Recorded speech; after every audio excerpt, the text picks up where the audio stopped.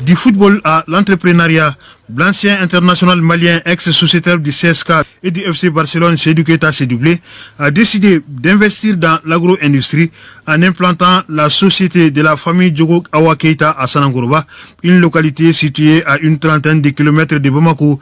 Le complexe agro-industriel en chantier est composé de 7 unités de production d'huile végétale alimentaire, de tourteaux, d'aliments bétail et volailles, des savons de beurre de qualité, de production et de recyclage de bidons plastiques, un investissement de plusieurs milliards de francs CFA financé sur fonds propres.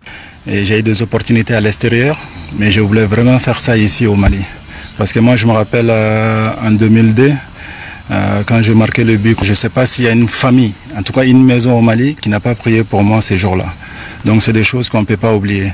Le fait d'avoir resté à l'extérieur, c'était aussi à mon devoir de venir investir ici, créer de l'emploi, parce qu'on sait tous qu'en ce moment c'est très compliqué pour tous les Maliens.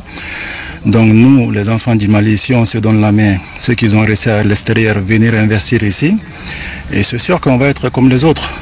Le ministre de l'Industrie et du Commerce a pu constater l'évolution du chantier dont les travaux sont exécutés à 85%.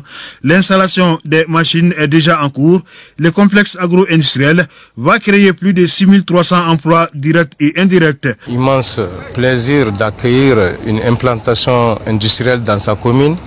Et surtout si ça vient d'un homme comme Seydou Keita, l'international malien, tant aimé par tout le Malien. Donc ça c'est un plus. Plus l'emploi qu'il va créer dans la commune. Dès que les Maliens l'ont tout donné, lui aussi va tout offrir pour les Maliens. Moi je dirais que les Maliens vont toujours continuer à l'aimer et vont toujours continuer aussi à tout l'offrir.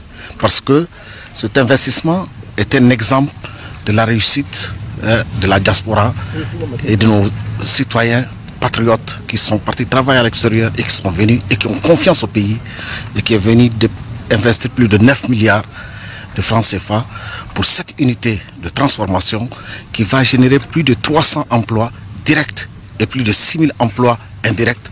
Et je pense que ça va apporter aussi une plus-value dans notre économie et pour nos impôts et pour tout ce qui va sur pour vraiment l'émergence d'un Mali qui gagne et d'un Mali aussi résilient.